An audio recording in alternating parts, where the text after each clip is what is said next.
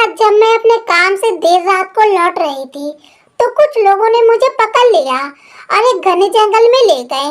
वहाँ पर वो सभी मुझे बारी बारी नोचने लगे। वो लोग जानवरों की तरह मेरे बदन को काट रहे थे। तभी उन्हीं का एक साथी, जिसने मुझे हाथ तक नहीं लगाया और दूर एक पत्थर पर बैठा सिर्फ हंसे जा रहा था। बहुत दिनों बाद वो आदमी मुझे बाजार में मिला। मैंने देखा कि उसके तो मेरा नाम कोमल है। मेरी छोटी सी उम्र में ही मेरे पिताजी का देहांत हो गया। उसके बाद घर की सारी जिम्मेदारी मेरे सर पर आ पड़ी। अपनी बीमार माँ की दवाइयों से लेकर घर पर 2 वक्त का भोजन बन पाए, इसलिए मुझे बाहर जाकर काम करना पड़ा। जब मेरे पिताजी का देहांत हुआ तो मैं सिर्फ 12 साल की थी। लोगों के घरों में बर्तन साफ करके मैं 2 वक्त का खाना जुटा पाती थी। 12 साल से लेकर जब मैं 20 साल की हुई तो लोगों के घरों में काम करने लगी। पढ़ाई लिखाई मुझे नहीं आती थी क्योंकि मेरी छोटी सी उम्र में ही पिताजी का देहांत हो गया और मैं ना ही स्कूल जा पाई और ना ही कॉलेज, क्योंकि पैसों की तंगी की वजह से मैं पढ़ाई लिखाई में ना जा सकी और इसी वजह से मुझे कोई अच्छा काम नहीं मिला। इसी वजह से मैं लोगों के घरों में झाड़ू पोछा और बर्तन साफ करने का काम कर लेती। खैर, मुझे इसी काम से बहुत संतुष्टि थी क्योंकि मैं ईमानदारी का काम करती थी और ईमानदारी के 2 पैसे जुटाकर अपनी माँ का इलाज करवा रही थी और घर पर 2 वक्त का चूल्हा जल जाता था। इससे बड़ी खुशी क्या होगी। मेरी माँ को शुगर की बीमारी थी जिसकी वजह से वह ना ज्यादा चल पाती थी और ना ही कोई काम कर पाती थी। अक्सर वह मुझसे कहती कि इतनी छोटी सी उम्र में तुझे घर की जिम्मेदारियां उठानी पड़ गई है। हम लोगों को तो नरक में भी जगह नहीं मिलेगी। लेकिन मैं अपनी माँ को कहती कि जिस तरह एक घर का बेटा अपनी माँ की पिताजी का सेवा करता है और पूरी जिम्मेदारियों को बेखूबी निभाता है, उसी तरह एक बेटी भी निभा सकती है। और आपकी भी तो मजबूरी है। आप कौन सा जानबूझकर पूरा दिन बिस्तर में पड़ी रहती हो और मैं आपको खोना नहीं चाहती, इसलिए आप पूरा दिन आराम किया कीजिए और मुझे कोई तकलीफ नहीं होती है। बस थोड़ा बहुत काम करती हूँ जिससे हमारा घर चल जाता है, यही काफी है और कुछ नहीं। तभी एक दिन मेरे चाचा जी हमारे घर पर आते हैं। दरअसल जब से मेरे पिताजी की मौत हुई है उसके बाद से मेरे चाचा चाची हमारे घर पर नहीं आए। मेरे चाचा जी का स्वभाव बहुत ही अच्छा था, लेकिन चाची बहुत ही गुस्सैले और कंजूस थी। उन्हें ऐसा लगता था कि हम गरीब हैं और अगर हमारे घर वह लोग आ जाएंगे तो हम लोग उन लोगों से कुछ पैसे मांग लेंगे, जिसके डर से ना चाची जी खुद आई और ना ही चाचा जी को कभी आने दिया। खैर, एक दिन चाचा जी आए और वह कहने लगे कि मैं यहीं पास से गुजर रहा था, इसलिए सोचा कि आप लोगों से मिलता चलूं। हम लोगों को बहुत अच्छा लगा क्योंकि वह कितने सालों बाद वह हम लोगों के घर पर आए थे। फिर चाय नाश्ता करने के बाद चाचा जी ने कहा कि तुम्हारे लिए एक काम है, अगर तुम कर पाओ तो। चाचा जी के मुंह से ऐसी बातें सुनकर मुझे बहुत ही खुशी हुई क्योंकि पहली बार किसी ने मुझे काम करने के लिए बोला था। तभी मेरे मुंह से इतना ही निकला कि चाचा जी, क्या हम लोग अच्छे से गुजारा कर पाएंगे? इतना पैसा मिलेगा? तभी चाचा जी ने कहा, अच्छे से गुजारा नहीं, बहुत अच्छे से गुजारा हो जाएगा और कुछ पैसे भी बच जाएंगे और काम भी तुम्हारे लायक है। तभी मैंने अपनी नजरें झुकाते हुए कहा कि चाचा जी, मैं ज्यादा पढ़ी लिखी नहीं हूँ और मैंने सुना है कि अनपढ़ लोगों के लिए ज्यादा पैसे वाला काम कोई नहीं होता। उन्हें तो बस लोगों के घर में झाड़ू पोछा ही करना पड़ता है। तभी चाचा जी कहने लगे कि यह काम तो पढ़े लिखे लोगों का है, लेकिन वह मेरे जानकार हैं। कुछ दिन तुम्हें वहाँ पर रहकर सीखना पड़ेगा। जब तुम अच्छी तरीके सीख जाओगी तब तुम वहाँ पर काम करना शुरू कर देना। चाचा जी की बात सुनकर मुझे संतुष्टि हुई और खुशी भी हुई, लेकिन फिर मन में ख्याल आया कि अगर मैं काम सीखने लग गई तो घर का चूल्हा कैसे जलेगा, क्योंकि काम सीखने के चक्कर में मैं लोगों के घरों में काम करने नहीं जा पाऊंगी। तभी चाचा जी ने शायद मेरे चेहरे की बात पढ़ ली। उन्होंने अपनी जेब से कुछ पैसे निकाले और मेरे हाथ में थमाते हुए कहा कि जब तक तुम काम सीखती हो तब तक की राशन इन पैसों से ले आना और अपनी माँ की दवाई भी। तभी मैंने कहा कि चाची जी क्या कहेंगी। तभी वो कहने लगी कि तुम उसे कुछ मत बताना। हम लोगों ने हाँ भर दी, लेकिन मेरे मन में चाचा जी का जो एहसान था वो भी उतारना ही था। मैंने उनसे पैसे जो लिए थे वो वे फजूल में नहीं लिए। मैंने मन में विचार किया कि जब मेरा काम चल जाएगा और मैं अच्छे से कमाने लगूंगी और जब मेरे पास कुछ पैसे जुट जाएंगे तो मैं चाचा जी को यह सारे पैसे लौटा दूंगी। यही सब मेरी माँ ने भी मुझसे कहा। खैर अब हम माँ बेटी बहुत ही खुश हो गए, क्योंकि मेरे इतने बड़े होने के बाद मुझे पहली बार कोई ऐसा काम मिल रहा था जिसे करके हम लोग भरपेट भोजन करके साथ साथ कुछ पैसे बचा भी सकते हैं, जिससे कल को कभी जरूरत पड़ती है तो किसी के आगे हाथ ना फैलाना पड़े। दूसरे दिन चाचा जी मुझे उस काम की जगह पर लेकर गए। वो एक बहुत ही बड़ी कंपनी दिखाई दे रही थी। मैंने चाचा जी से कहा कि मैं तो कुछ भी नहीं जानती और आप मुझे इतनी बड़ी कंपनी में ले आए, क्या यहाँ पर मुझे काम मिल जाएगा? तभी चाचा जी कहने लगे कि तू सब्र रख, सब कुछ सही हो जाएगा। और वैसे भी यह मेरा दोस्त है, जरूर तुझे काम पर रख लेगा। अंदर जाकर एक बड़ी बड़ी आंखों और बड़ी बड़ी मूंछों वाले आदमी के पास ले जाकर मुझे खड़ा कर दिया गया। उसका डरावना चेहरा देखकर मेरे मन में डर बैठ गया कि पता नहीं मैं इसके साथ कैसे बात कर पाऊंगी। चाचा जी ने उस आदमी से कहा कि ये मेरी भतीजी है और इसे यहाँ पर काम पर रख लो, इसे काम की सख्त जरूरत है। तभी वो आदमी कहने लगा कि तुम्हारी बात भी कभी टाली जा सकती है क्या? क्यों नहीं, हम लोग इसे काम पर रख लेंगे। तभी उसने एक लड़की को आवाज लगाई। छोटे छोटे कपड़े में एक लड़की वहाँ पर आई और उस आदमी ने उससे कहा कि इसे सारा काम समझा दो। तभी वह लड़की मुझे एक कमरे में ले जाकर कुछ फाइलों दिखाते हुए इस काम को समझाने लगी और मुझसे कहा कि अब से तुम्हें 10 दिन लगातार यहाँ पर आना है, तभी तुम्हारे दिमाग से यह सब काम जा पाएगा। अब मैं रेगुलर काम सीखने के लिए जाने लगी और मुझे धीरे धीरे काम भी समझ में आने लगा। मेरा काम था कि जितना भी लोग उस कंपनी में काम करते थे उनको फाइल देना और थोड़ा बहुत कागजों का काम रहता था। इस काम से मुझे महीने के 10,000 मिलने लगे, जिससे मेरी माँ की दवाइयाँ और घर का खर्चा भी निकल जाता था और कुछ रुपए बच भी जाते थे, जो आगे के भविष्य के लिए मैं इकट्ठा करने लगी। अब मैं बहुत खुश थी, क्योंकि मुझे ज्यादा मेहनत भी नहीं करनी पड़ती थी और अच्छे पैसे की कमाई हो जाती थी।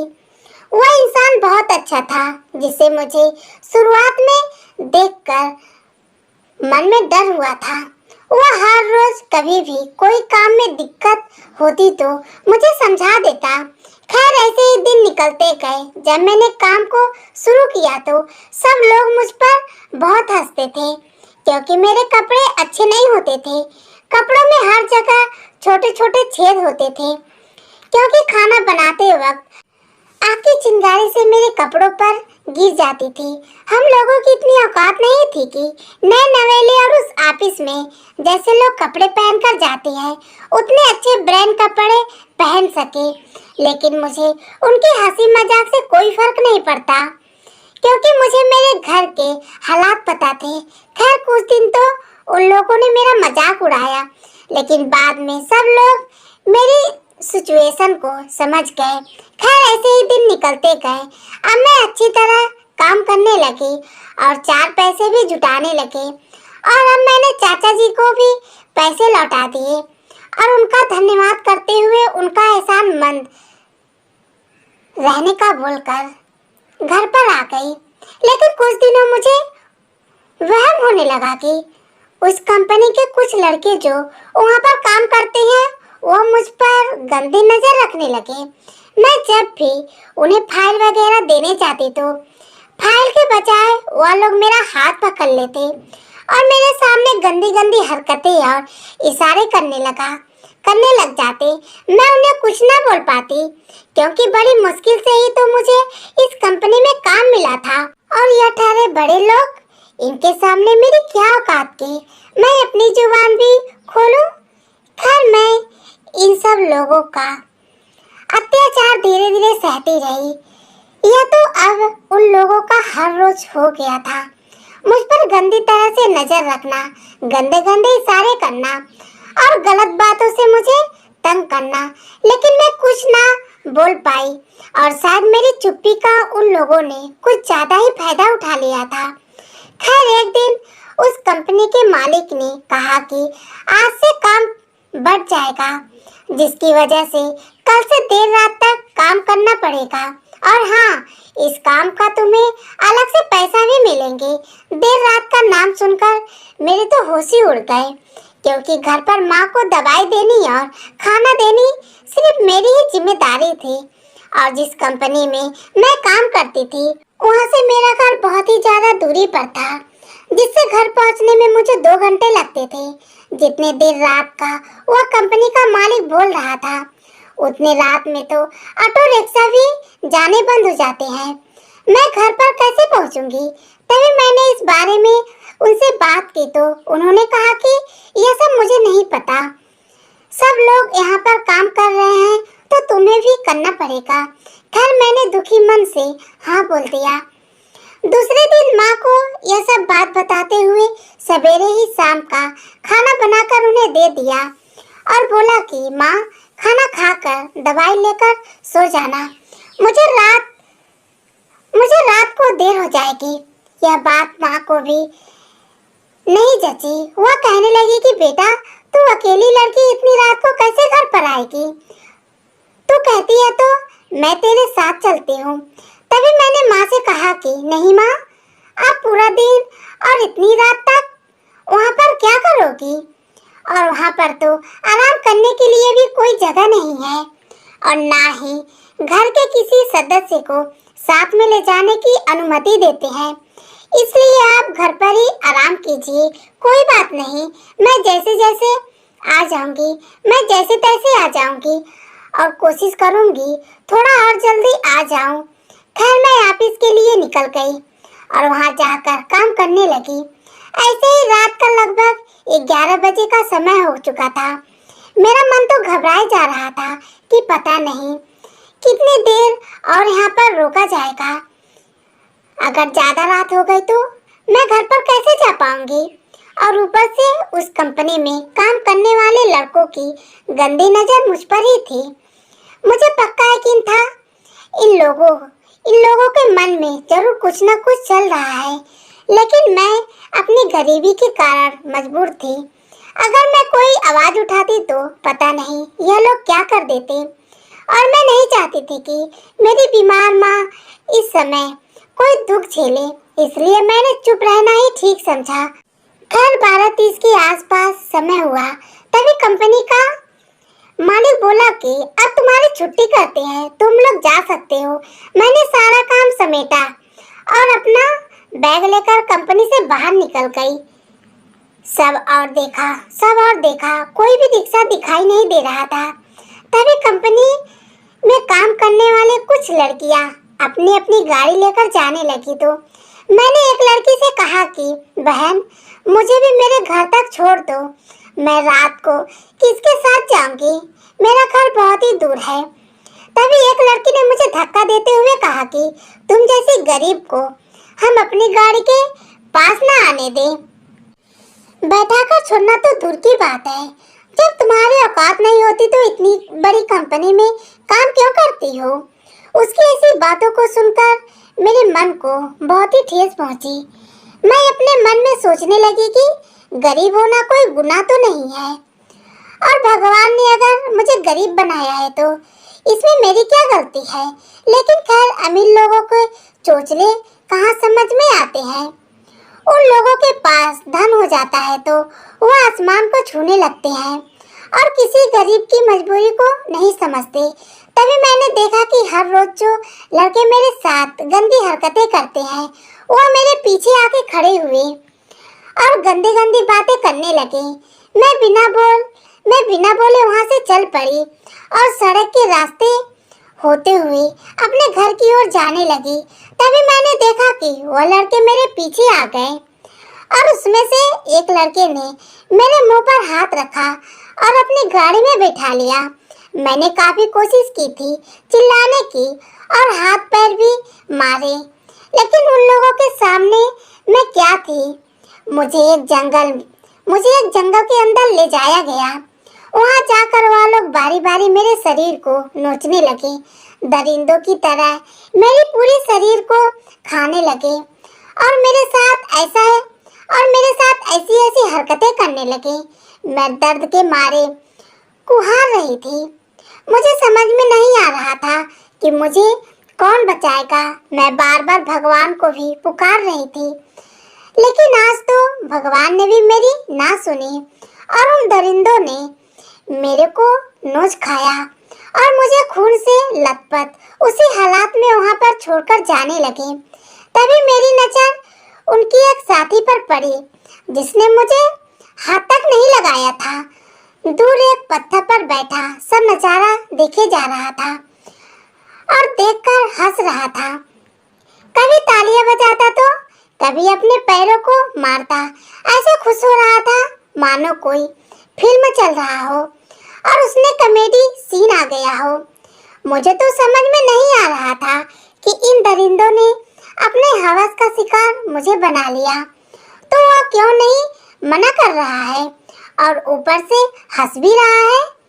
तभी इन दरिंदों में से एक लड़के ने जाकर उसके पीठ को थपथपाया और बोला कि काम हो गया, चलो चलते हैं। वो हंसते हुए उनके पास चला गया। मैंने बहुत मिन्नतें की, लेकिन उन्होंने मेरी एक ना सुनी और मुझे उसी दर्द भरी हालात में वहीं पटक कर जाने लगे। मैंने जैसे तैसे खुद को संभाला और अपने मरे मरे कदमों से घर की तरफ चल पड़ी। मेरी आंखों में आंसू थे और पूरा शरीर दर्द के मारे टूटे जा रहा था। मुझसे कदम भी नहीं चले जा रहा था। मेरे दिल से उन दरिंदों के लिए इतनी बदुआ निकल रही थी जितनी कि कोई अपने दुश्मन को भी ना दे। उन लोगों ने मेरे साथ जो किया था उसकी सजा तो उन लोगों को जरूर मिलेगी। मैं नहीं तो भगवान उन लोगों को ऐसी सजा जरूर देगा। मैं खून से लथपथ घर पर पहुंची, लेकिन मेरी माँ को यह सब नहीं बताना चाहती थी और ना ही यह महसूस होने देना चाहती थी कि मेरे साथ क्या हुआ है। तभी मैंने घर का दरवाजा खोला तो देखा कि मेरी माँ गहरी नींद में सोई हुई है। मैं धीरे धीरे से अपने कमरे में गई और जाकर अपने कपड़े बदले और माँ के पास आकर बैठ गई। मैंने बड़ी ही मुश्किल से अपने आंसू को संभाला और अपने कॉलेज पर हाथ रखकर अपने दर्द को अंदर ही छुपाए रखा। मैंने जरा भी एहसास नहीं होने दिया अपनी माँ को कि मैं किन हालातों से गुजर कर आई हूँ और मेरे साथ क्या हुआ है। तभी मेरी माँ ने मेरे सर पर हाथ रखते हुए कहा कि क्या हुआ बेटी, बड़ी उदास लग रही हो। तभी मैंने माँ से कहा कि नहीं माँ, कोई बात नहीं है। वह दरअसल पूरा दिन और इतनी रात तक काम करती रही जिसकी वजह से मेरे चेहरे पर थकान आ गई है। तभी मेरी माँ को मेरे हाथों पर गर्दन के पास खरोंच के निशान दिखाई दिए। तभी वह कहने लगी कि यह निशान कैसे हैं? कोई बात है तो मुझे बता दो। मेरा बहुत मन था कि माँ को सारी बातें कहूँ और उनके सामने जी भरकर रो लूं ताकि मेरे अंदर का पूरा दर्द बाहर निकल जाए और मेरा मन हल्का हो जाए। लेकिन मैं नहीं चाहती थी कि मेरी माँ इस दर्द में पड़ जाए, क्योंकि अगर उन्हें यह सब पता चलता तो वह अपने आप को जिंदा ना रख पाती। इसलिए मैंने माँ से कहा कि माँ, कुछ नहीं, रास्ते में आते वक्त कुछ पक्षुओं को कांटों तारों के अंदर उलझा देखा तो उनको आजाद करने लग गई, जिस वजह से वह कांटों के तारे मेरे बदन पर लग गए और वह निशान बन गए। तभी मेरी माँ ने मेरे सर पर हाथ रखा और बोला कि बहुत अच्छा काम किया बेटा, बहुत अच्छा काम किया तूने बेटा। तू तो मेरी सबसे अच्छी और लाडली बेटी है। इतनी रात को इतनी थकी हुई भी दूसरे की मदद में लग गई थी। अब तो मुझसे रहा नहीं गया और मैं खाना खाने का बहाना बनाकर कमरे में आ गई और जोर जोर से रोने लगी। मेरे अंदर इतना दर्द भरा हुआ था कि मैं अगर किसी को बताने बैठूं तो सामने वाला भी रो दे। मेरे पूरे बदन पर पसीना छूट रहे थे, मेरी आंखों से आंसू बह रहे थे। आज मैं अपनी जिंदगी के वह पल जी रही थी जिसके बारे में मैंने कभी भी नहीं सोचा था। मैं गरीब जरूर थी, लेकिन मेरे साथ ऐसा होगा मैंने आज तक नहीं सोचा। मेरे मन में हमेशा से यही था कि हम गरीब हैं, लेकिन 2 वक्त का खाना अपनी मेहनत से करके खाएंगे और अपनी खुशी से रहेंगे। लेकिन मुझे क्या पता था कि बाहर की दुनिया कैसी है। मुझे बार बार अपने ऊपर हैरत हो रही थी कि इससे अच्छा तो मैं लोगों के घरों में बर्तन साफ कर लेती थी, कम से कम खुद को सुरक्षित महसूस करती। लेकिन जब से मैंने बाहर निकलकर देखा तो मुझे असली दुनिया का पता चला। लोग अपनी हवस के अंदर आकर किसी की भी जिंदगी बर्बाद कर देते हैं। उन लोगों को जरा भी शर्म में हवा नहीं आई। क्या उनके घर में माँ बहन नहीं है जो उन्होंने मुझे इस तरह नोच खाया? खैर मैंने यह बात किसी को भी नहीं बताई, क्योंकि मैं मेरी माँ को नहीं खोना चाहती थी और ऊपर से इतनी बदनामी का डर, क्योंकि वह लोग अमीर थे और अमीर लोगों को तो कोई खतरा नहीं होता है। अब मुझे समझ में आ गया था कि जीवन में पैसा होना कितना जरूरी है। गरीब लोगों को तो हर कोई अपनी ठोकर का निशाना बना ले। अगर पैसा पास होता तो मुझे शायद इस तरह से इस चीज का शिकार नहीं होना पड़ता। मैं भी उन लड़कियों की तरह बड़ी बड़ी गाड़ी में बैठकर घर आती, उसके अंदर मैं सुरक्षित रहती। मैंने इस सब बातों को भुलाने का फैसला किया और दोबारा उस कंपनी में ना जाने का सोचा। मैंने दूसरे दिन चाचा जी के पास जाकर बोल दिया कि मुझे उस कंपनी में काम नहीं करना। तभी चाचा जी कहने लगे कि क्या हुआ बेटी, अभी तो तुम्हारे पास पैसे जमा होना शुरू हुए थे। मैंने अपने मन में सोचा कि ऐसे पैसों का क्या जिससे मुझे अपनी इज्जत की नीलामी करनी पड़े। इतने दिन मुझे यह खुशी थी कि मैं एक अच्छा काम करने लगी हूँ। अब हमारा घर अच्छे से चलने लगा है, 2 पैसे भी पास में जुड़ने लगे हैं। लेकिन मुझे क्या पता था कि एक काली रात ऐसी आएगी जो मेरा सब कुछ छीन ले जाएगी। खैर मैंने कोई ना कोई बहाना बनाकर चाचा जी से बोल दिया कि मुझे नहीं जाना, आप अपने दोस्त से कह दीजिएगा। तभी मैं लोगों के घरों में फिर से झाड़ू पोछा का काम करने लग गई और उसी में संतुष्ट हो गई। अब इस बात को गुजरे पूरे 1 महीना हो चुका था। एक दिन मैं माँ के पास बैठी थी जब मुझे उस लड़के का ख्याल आया जो उस दिन मेरे साथ गलत हो रहा था। तो पत्थर पर बैठा हंसे जा रहा था। अब उसका ख्याल मेरे पूरे मन में दौड़ रहा था कि आखिर उसके दिमाग में क्या चल रहा होगा। उसने मुझे छुआ क्यों नहीं? वो अभी तो मर्द ही था, वो अभी तो मर्द ही था ना। क्या उसके अंदर हवस नहीं जागी? लेकिन वो ऐसे हंस क्यों रहा था? पहले तो मुझे लगा कि वो दिमागी हालत से ठीक नहीं होगा, लेकिन फिर मुझे लगा कि अगर वो दिमागी हालत से ठीक नहीं होता तो इतनी बड़ी कंपनी में काम कैसे करता और वह दरिंदे उसे अपने पास कैसे रख लेते? उसे तो कब के भगा देते। फिर मेरे मन में आया कि हो सकता है कि उन्हीं की कोई साजिश हो। खैर मैं उस दिन को दोबारा याद नहीं करना चाहती थी, लेकिन फिर भी वो आदमी की हंसी बार बार मेरे दिमाग पर आ रही थी। मैं चाहकर भी नहीं भुला पा रही थी कि उसने आखिर ऐसा क्यों किया होगा। खैर एक दिन घर में राशन खत्म होने की वजह से मैं शहर से राशन लाने के लिए चली गई। जब मैं राशन की दुकान से राशन लेकर घर की तरफ आने लगी तो मेरी नजर उस आदमी पर पड़ी जो उस दिन सब नजारा देखकर हंसे जा रहा था।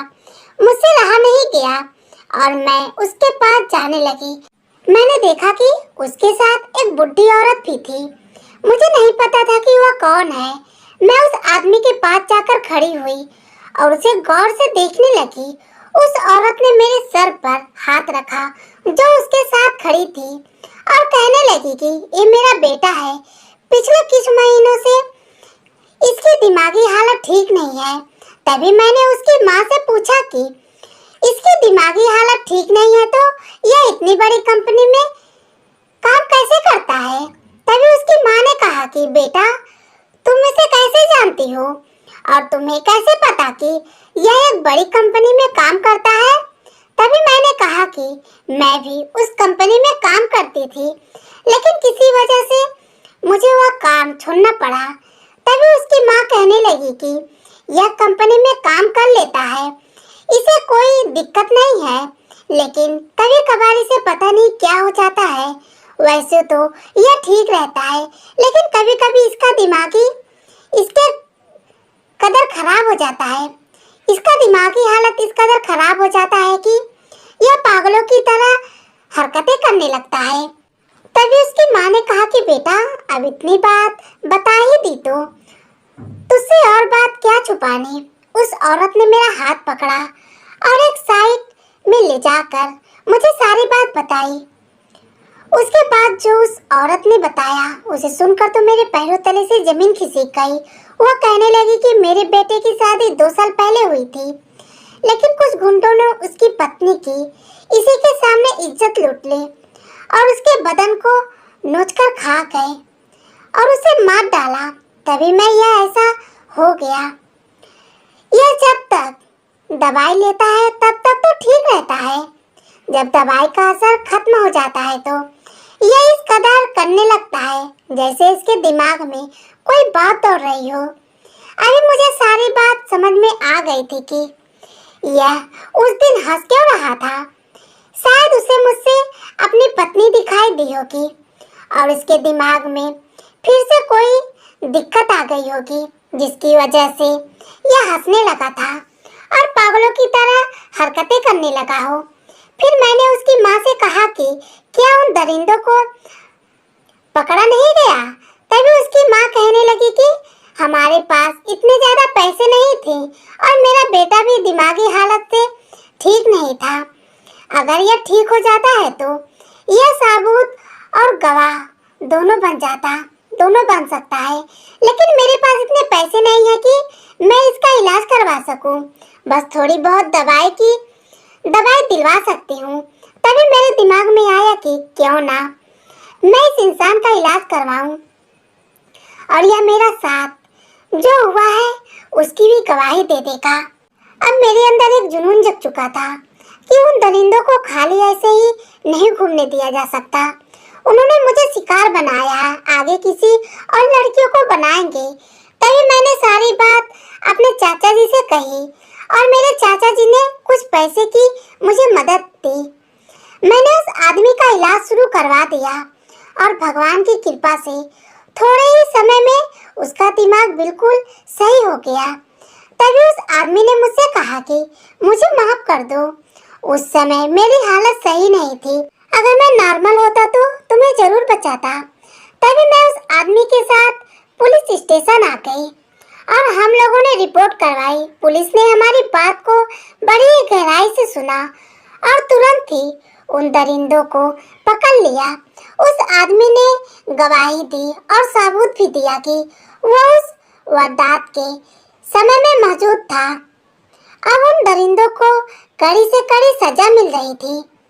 उस दर्द से ज्यादा अब मुझे इस चीज की खुशी हो रही थी कि मुझे इंसाफ मिल चुका था और उस बेचारे दिमागी हालत से खराब इंसान को भी मैंने ठीक करके भले का काम किया था। धन्यवाद दोस्तों।